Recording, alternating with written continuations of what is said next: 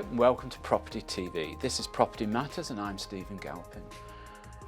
In the show today we're going to be looking at digitalisation, how it affects us generally, how it affects the property market and some of the things that we ought to be looking out for.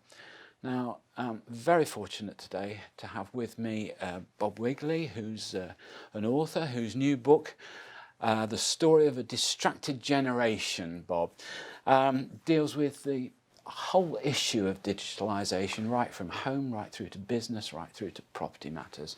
So, Bob, welcome to you. Hope you had a good trip up from Hampshire today. I did, thank you. Good. I think we're going to start off with a couple of things. One that you narrated in the book and one that I've experienced, and it's this business of certainly people of my generation. I talk to lots of young people and I say, why don't we talk? And they say, well, we did. I texted you yesterday and I want to tear my hair out. You know, in your book you, I think, narrate something similar along the lines that, you know, who's texting down to mum about what time dinner's ready. And it's quite a new world that we're moving into. Now, what I would like you to do, first of all, for our viewers that are not initiated in this subject, can you explain about this Generation Z?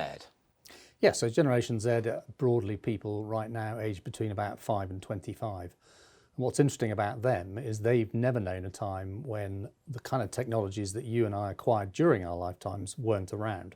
So they've always been able to search Google, and indeed the younger part of that generation have always been able to just speak at a device and ask a question. They haven't even needed to type. So for them, digitalization has always been part of their life. Now, what's interesting about that is they don't see a boundary in the same way that we do between the online and the offline world. So you and I know this is a face-to-face conversation. We're looking at each other, we're talking to each other. When a youngster says to you, well, I was talking to you because I was messaging you, they don't see any difference. For them, that is a conversation. But what's so important about that is the empathy angle. So if I talk to you and I say something you don't like or you're confused, I immediately pick it up in your face. I can see a reaction. And that is the way in which in society we develop empathy. And the problem with messaging, not talking, which is what youngsters prefer to do, is that they don't get those visual clues. And that can lead to stunted empathy development. And that's an issue I think we need to focus on. Well, again, after reading your book, I was rather horrified to see on TV last night they were trading a programme called Let's Learn to Chat. You know, and I thought, well, what have we come to when we're having to teach our kids how to communicate? I mean, it's very sad. Now, you know, the broader implications of this are the separation between the generations. I mean, thinking back, I was probably influenced to do a lot of the things my father did, have a lot of the values he had. I know when I changed my job a couple of times when I was sort of 17 or 18, he said, well, why have you changed? You've got a job, you know, and I sort of explained, well, because I want. But that generational gap is going to get wider, isn't it, with this difference in understanding of technology? So really that's why I wrote the book, because I discern a massive difference in Generation Z from our generation. It's not incremental change, it's fundamental change across a whole range of factors. And I think a lot of people our age haven't sort of joined up the dots, haven't worked out how big this change is and how the fact that it's not going to change. You know, we have this sort of attitude, oh well, you know, when they grow up they'll be different. No, they won't be different. This is a very different generation. It's not going to change, and we need to understand it. And as employers and business people, we need to think about how that's going to affect the workplace and the way that we provide employment. So we need to understand it. That's why I wrote the book. Okay, and of course the other difficulty is here that the control of our children, our younger generations, goes away from parenting, doesn't it? It's under the control of some of these big high-tech giants. Whatever they're preaching, we see. I just take a couple of figures from your book. 95% have used a social media site, 92% have used instant message apps, 91% have used video clips, 95% they use other devices while they're watching TV, and overall this can equate to as much as 7 hours a day online. So this is where the influence is coming from, isn't it? I would say more than 7 hours a day if you add up all screens. If you add up your laptop, your tablet, your mobile phone, maybe your gaming console, and possibly the TV, it's probably 9 to 11 hours a day in total. Right. Yeah, so the digital world is definitely dominating the lives of kids. If you think about that, that's more time than they spend at school, and it's more time than they spend sleeping. And more time they're going to spend at work when they start. And more time they're going to spend at work. Yeah. Okay. So looking at this business of control, how does that control and influence exercised by the big tech companies, we probably shouldn't name them, but I think we all know who they are. How is that going to conflict with what an employer wants, what a parent wants, what society wants? Well, there's a big question about what's called content moderation. So at the moment in the US, there's a clause called Section 230, which is about to become infamous because it's the piece of US law which exempts the big tech platforms for taking responsibility for user-created content. So if you and I make a post on Instagram, provided it isn't in certain very limited categories, Instagram has no responsibility for that content. Now the problem with that, of course, is that we can post pretty much what we like, and it may or may not be true. So one of the issues you have to address is fakes on the internet and the ability to be anonymous on the internet. Let me unpack that a little bit. Let's say I'm walking down Kensington High Street and I racially abuse someone, and that person then speaks to the police. The police will come to me pretty quickly, and they have a right to know who I am, where I live, and to take action against me. On the internet, you don't have to identify yourself to a platform. When you sign up, you can be someone else. You can use a false email address, okay? You can then post hate speech, and it's very difficult actually for the platforms to come after you because they don't actually know who you are and they can't report you to law enforcement. So by allowing fakes on the internet, we enable and facilitate bad behavior. And there are three categories that I'm particularly concerned about. Hate speach is one, cyberbullying is another, and then God forbid, the worst category being technology-assisted child sexual abuse. So one of the things I think what we need to do as a society is ask ourselves whether we shouldn't force people when they sign up with a big tech platform to identify themselves so that we could cut out a lot of that bad behavior. It doesn't mean that you couldn't go onto a platform and call yourself something else, but it does mean that the platform knows who you are, so that if another user complains about your post, they can either come after you themselves or report you to law enforcement. I quite like the part in your book where you know, it's all right identifying all these problems, isn't it? But we've got to have the solutions too. And I quite like your solution on that subject, in so much as that you want to see something, if I've understood you correctly, along the lines of your sort of know your client regime that all of us in business have had to get used to with the advent of money laundering and that sort of thing. And it really is just a basic check, isn't it? It's who you are. You've got to show a utility bill. You've perhaps got to show your driving licence or your passport and something else. And I think that's eminently sensible. And I don't think that's a big price to pay for being allowed onto one of the largest innovations that this world has ever seen, i.e. the internet. I mean, I just don't see it as a problem. I don't either, but of course the web libertarians will be gasping at the idea that they have to identify themselves. Of course, the easiest way to do it would be for the government to build a national e-identity system. And we are working on that in the organisation I chair, UK Finance. We're cooperating closely with DCMS to try and create something that would enable you to do what you call know your client procedures when you open a bank account, to do that when you apply to a social media platform, very simply using the data that government already holds on you in the form of your passport, your driving licence, your utility bills.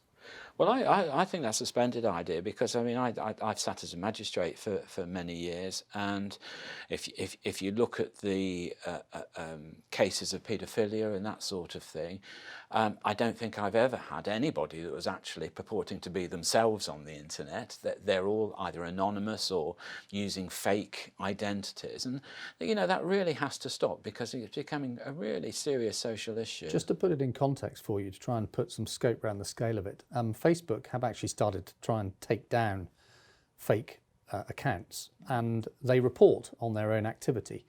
And in the second quarter of last year, their report for the first quarter of last year was that they'd taken down 2.2 billion fake accounts. And today, Facebook has roughly 2.2, it's a bit over that, I think now, 2.5, say, billion users in the world. So in other words, in 3 months, they took down a number of fake accounts equivalent to their entire user base in 1 quarter. So that's how big the problem is. Right. And do you think that the big corporations, the high-tech corporations, are capable of looking after themselves and self-regulating? I think they. Or is there a desire? So, well, I think that's the point, isn't it, Yes. Stephen? I don't sense yet that they've smelt the coffee. I think if you look at the board of Google, for example, just out of interest, I did. Their average employee age is 29. I think I calculated the average director's age of Google is 62.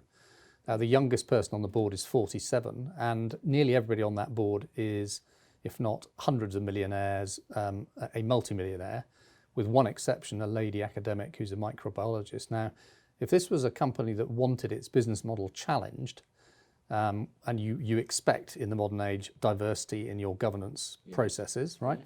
Where is the child psychologist? Where is the teacher? Where is the ex-media regulator? You'd expect a diversity of representation on that board, which just doesn't exist. So it suggests to me, and I may be wrong, that they're not really looking massively for challenge to their business model. It's just out of balance, isn't it? It's out of balance. I mean, I particularly like the quote you used in your book when you were talking about one of these high-tech companies and their new oversight committee. And somebody said, well, I think it's cosmetic. And somebody else said, well, I'm not sure it's that deep. Yes, so you're talking good. about the Facebook Oversight Board, which Yes. which is the subject of much discussion at the moment. If these companies are going to self-regulate, there's got to be good guidance given by governments.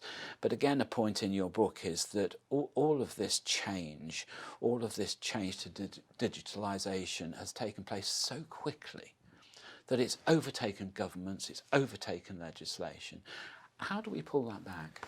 It has happened. It's really happened over about a 10-year period, hasn't it? And regulation hasn't kept up. So here I do think the UK government deserves some credit for the action they're taking. First thing to say is that most of these companies, the biggest, are based in the States. So that's where you would expect change to come. But under Trump, that clearly wasn't going to happen. I think under Biden, it may be accelerated. But in the meanwhile, the UK government has decided to take some action. They're introducing this year something called the Online Harms Bill. Think about this as health and safety legislation for big tech. Right? So we had the Industrial Revolution. It took a very long time for employers to have a statutory responsibility to keep their employees safe, so-called health and safety. Yes. It took a long time. Yes.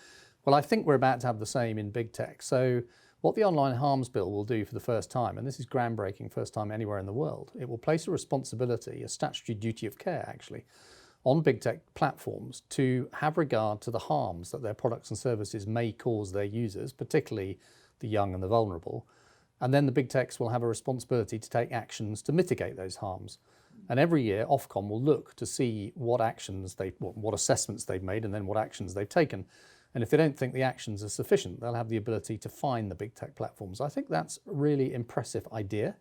We'll obviously have to wait and see how it gets enacted into law and how it works. I wonder with this idea of huge fines have got to be proportionate to the company's turnover, and I wonder whether the fines really are big enough, because nobody really understands what the financial structure of these companies is. They trade in one place, they have the invoicing and taxation in another place. I wonder how hard that's going to be too. So the Chancellor actually has recently come up with a proposal to try and deal with that in two ways. First of all, we're going to have this digital services tax as a temporary measure.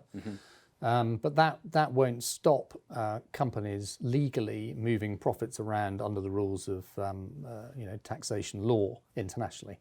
So what the Chancellor has recently proposed, which I think is a very interesting idea, is agreeing internationally with other governments that there should be an international minimum corporation tax rate. And of course, if there was a minimum rate everywhere in the world, it would discourage companies from through legal means moving their profits to lower tax jurisdictions. So that'll be a very interesting development if it comes on.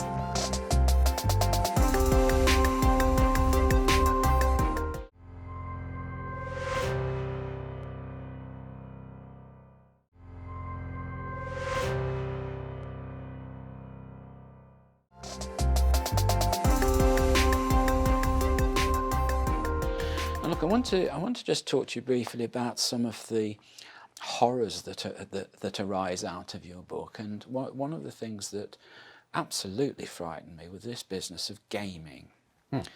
and the writing of software for gaming, I was horrified to see that certain companies were incentivizing their software writers based on the addiction rates of children. I mean, this is just totally shocking. Yes, I mean, it's to be honest, it's a microcosm of the bigger issue, which is that most apps are designed to keep your eyeballs on them as long as possible and to get you to go back to them as quickly as possible. And I think it was Roger McNamee who wrote a great book called Zooked, which is about Facebook, obviously. He said, you know, if you've got one adolescent brain on one side of the screen and you've got 100 of the world's best neuroscientists on the other, trying to addict you on a daily basis, that's not a fair fight, is it? And I'd rather agree with him. Yes, well, that's another very good quote, isn't it? Excellent. Okay, and on this gaming business and this business of addiction, whether it be one of these sort of Alibaba type, you know, sales sites or Amazon, is the change and the use of these facilities totally one way? And the reason I ask that is because, you know, there we are, we've had, I mean, look, I've been an Amazon customer for 20 odd years, and when I started using them, it was mainly books and one or two items. It's grown, it's changed, it's now become so influential, accelerated again with COVID. But there we are, we've got the world's leading digital retailers now trialling real shops, would you believe? So just so one really interesting fun fact for you, and just to speak up in defence of authors briefly, I don't have to make a living from writing books, and frankly I've no idea how anybody does, because it must be incredibly difficult. But if I sell a book through my own website, the sale price is £20, and that whole amount, less literally the cost of the book, can go to adolescent wellbeing charities. If I sell my book through Amazon, I receive £7.70 rather than £20. Now, we could debate whether that was an appropriate royalty rate or not, but the point is, Amazon is in such a position of market strength that I have no choice but to market my books on Amazon. And so it'll be very interesting when the Digital Markets Unit, which the government has set up this year, which is now part of the Competitions and Markets Authority, gets going, to see whether they decide that some of these companies have market power which goes beyond that which should be allowed, and what they do about it. That's very interesting. It just occurs to me that if we're on this one-way path, then really government has got to get up to speed, hasn't it, with legislation and guidance. That's the key here. It has, and I think the point you're kind of pointing to is, you know, what's the future of retail in the UK? And I guess what COVID did was accelerate quite rapidly a trend that was already happening, that people are moving more to online shopping. During COVID, they had no option. So some of the early adopters were already there. Now we've had some of the slower adopters catching up. I don't think that is going to reverse in full. I think a lot of those people who've now got used to the benefits of online shopping will stay there. And I think that means that, you know, retail parks, retail malls, whatever you want to call them, will have to take a different approach. I think they'll have to go from being a retail site with some food and entertainment to being an entertainment site with some retail. They're going to have to completely rethink, because you're going to go there because you want an experience, not just a retail, not just retail therapy. Not just a box at the door. Indeed. So they're going to have to rethink the way they market themselves, and of course they are doing. Yes. Okay, now just before we move on to the sort of property side of things, just to give our viewers an idea of this pace that digitalisation is happening at. Again, I'm taking a fact from your book. Visa took 43 years to get to 1 billion users. Facebook took less than 9 years. I mean, it's quite startling. It is a very rapid rate of change, yes. Yeah. So we really do need to catch up. Well, look, Bob, let's just move on to property. I know that you have property interests, I know through your Vesta Global Holdings company, which is one of the reasons, obviously, we wanted to talk to you. And one thing that's mentioned in your book is this change of environment in which we're going to work. Now, we've had discussions on sort of property TV ad nauseum with various parties who either believe in or don't believe in this move out to the country and vacation from the cities. I'm rather sceptical. I work in London. I like working in London. I like the buzz around everything that we have in the city, for instance. I have stood on the station at Henley, knowing that it's only a 14-minute commute into London, but of course that doesn't work when they say, sorry, there are no trains this morning, and you're stuck there at 6 o'clock, and you're faced with a £100 taxi drive. And you've got to get to the station and find somewhere to park. Exactly. Probably, So, which takes you a lot more than 14 minutes, yeah. I would think. And again, on the figures, I find the figures rather suspect. Some of the top agents will say, oh, our business in the country is 30% up. Well, fine. Where you have a leading London agent that may spend their time selling 50 properties a week, you might find that's 3 or 4 in the country in a market town. So actually, an extra 2 will represent 50% Sure. of their business. So I am rather sceptical of these figures. But more importantly, your book starts to identify this difference with Generation Z and how they want to be perceived in their workplace. They want to have this confidence from their employer that they can work from home, that they can work individually at centres or in the cafes or wherever.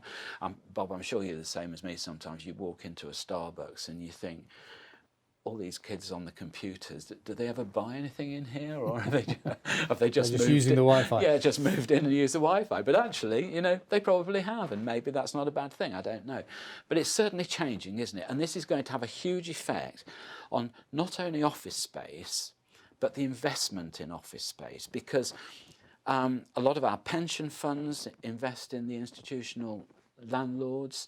And all that's going to change, isn't it? It is going to change, and just as retail will need to move towards entertainment, I think. So office owners and office builders will have to rethink the way they create environments. So what do the youngsters want? Well, the first thing they want is they want a cool environment, and they want the office to be in a cool location. These are quite important things.